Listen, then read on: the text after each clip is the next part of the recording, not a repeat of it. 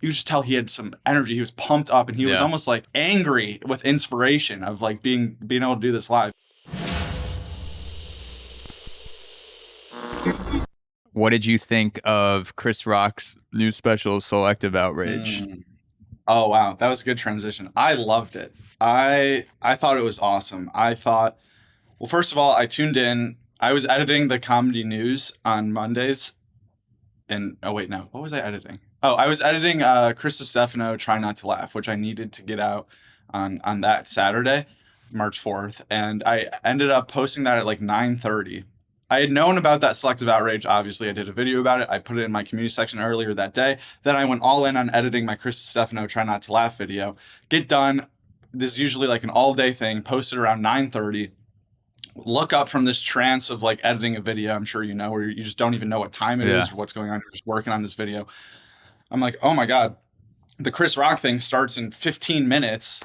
First of all, now I'm pissed I just uploaded a video to a bunch of comedy fans when this thing's starting in 15 minutes, the first ever globally live streamed Netflix stand-up event. And I'm like, oh, go watch my video that I like. That I was like, that's stupid that I just posted this right now. But then also I was like, oh shit, I got to get ready. I got to get this on the big screen. I got to get this surround sound going. I want to like lock into this special. So I ended up getting it all set up around 10 p.m. So I did miss like the intro show, but I saw him come out. I saw the whole special and the after show. And I thought it was, I mean, I'd like to talk about it a lot with you, the content of it, the Will Smith part, but just in general, overlooking Netflix View live event, I thought it was very successful. I think they're going to have to start doing this with more guys moving forward. It might not have all the hype behind it with the slap and with this and that, whatnot, but like we're talking about sports a lot, it felt like watching a sporting event. There was a few stutters. The camera wasn't like perfect for every joke. It was like watching a real sporting event where it starts at 10. You got to get there. You got to get the thing set up at 10 and then it ends. And you're like, when is this going to end? Like you didn't really know what time. It was cool. It was live stream. And I would like all of my favorite comedian specials, if they're going to be on Netflix, to be done that way, especially if they're going to do a live stream and then edit it back into a special and put it on Netflix again. If that's what they're doing, I don't think there's any reason for everyone not to do their special live, because it felt so cool. Yeah, I wonder how much of the decision to do a global live stream Netflix special was made in the aftermath of the success of Louis' live stream at Madison Square Garden. Because I love that. Like that was the first live stream special that I ever watched. I don't think there have been many available before that. I do know that the news for the Chris Rock thing was out well before the news for the Louis thing. Okay. So if you're just going off of when they told the public, then the Netflix thing was already locked up. Yeah. I wouldn't even be surprised if Netflix had, like, after the slap, if they'd been working on this for a long time, because like Chris Rock had been touring he was on his ego death tour during the slap. His next show was in Boston. When there's that video of him on stage, everyone's like going crazy, like right after it happened. I wouldn't be surprised if Netflix has had this in the work too, because they've been doing a lot of, like, they did some live events for the Netflix is a Joke festival where Chappelle got attacked. That whole festival was Netflix, like a 3-week thing there. And they've worked with Chris Rock before in other ways. So I would think that this was like their big plan. And then because I felt the opposite way. I thought, because I had heard about this Chris Rock thing, and then the Louis thing showed up, and I was like, oh, this is hilarious that they're like stepping on his toes like this almost. Yeah. Not the comedians, but like Louis versus Netflix, because they were hyping this up as like first time ever, for only one of its kind. And then right before, Louis just slid in and was like, no, I'm going to do this at MSG. Yeah.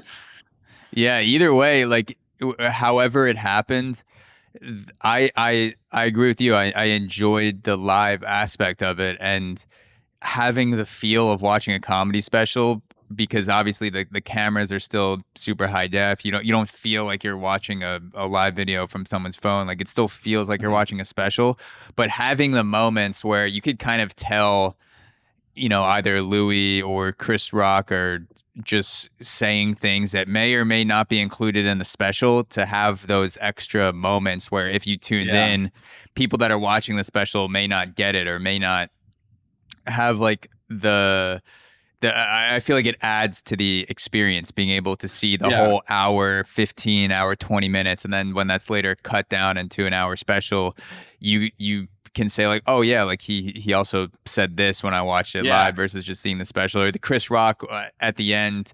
Like I'm sure he's doing multiple nights in Baltimore, so this won't be in the special, but when he was talking about Will Smith and he said emancipation instead of concussion, and he was like, "I fucked Mhm. that up. Like I meant concussion." I thought that Mhm. was cool because I'm like, "Oh shit!" Like this, like you never see this in specials Never. Yeah. unless you're in the recording audience. So like just like the behind the scenes look, I feel like it gave you a cool window in to like just like a live performance. Specials aren't perfect, and you're seeing the Mhm. extremely edited version of it, and you're doing it multiple nights. So if you screw up a joke one night, you have another chance to do it the next night, or you could just start over and do it Yeah. again, then start from the beginning. um and that's also really cool. Yeah, and I saw the beginning of how that kind of works too on when I made a video yesterday about the special, or I started to. I was looking for like B-roll and stuff, and I found this news report on Chris Rock's first live special, blah blah blah, and then they had a clip of that joke of him saying it the right time. Though when he went back and said it, he said it perfectly this time. And in my head, because I watched it live, I was like, "Oh, that's funny that they're including this as like the joke that he nailed." Because it was like, "Now I just watch Emancipation to see Chris Rock or see, I messed it up too. I just messed Will Yeah, Smith there get you go. whooped." We'll do this again. We'll start over Yeah, the yeah, entire podcast, yeah. and we'll just Let's to start get from the top. Yeah. yeah, But exactly. yeah, I thought that was really dope. And it was cool to see that it was live. You could tell when he was pacing around and he would say something outrageous that you don't even expect, because I'm 24 years old.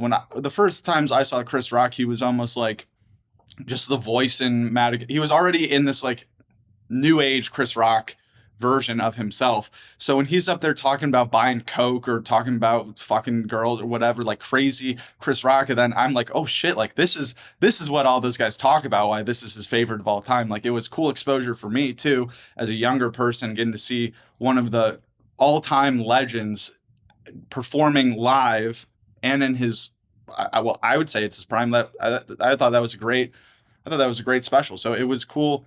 And then after he'd say something more risky or edgy, he'd go back to the crowd and be like, "Yeah, we're really doing it here, Baltimore. We're live." And like you just tell he had some energy. He was pumped up, and he was Yeah. almost like angry with inspiration of like being able to do this live. So maybe obviously these circumstances were very extreme. I don't know if this could be replicated with every special, but there's definitely a short list of men and women who would be able to pull off a live special and get people hype and have people tune in like it's a pay-per-view fight to go watch them do comedy.